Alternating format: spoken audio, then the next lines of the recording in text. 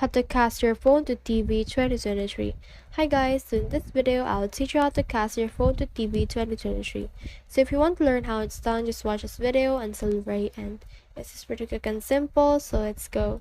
So to do that, what we can do is to just head over here on our control panel. You can do so by clicking on or swiping from the bottom to up. So let's do that, and in here you can see your control panel. So as you can see, here is an icon. So this icon means airplay. So you can enable screen mirroring. So you can see in here the list of devices or TV that is available to be screen mirrored or airplayed into.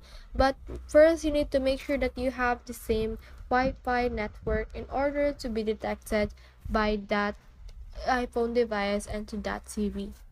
So just follow that method right there on the on-screen instructions, and you should be able to cast your phone to TV. If you have questions or comments, kindly put in the comment section below, and if not, don't forget to subscribe and like. Thanks.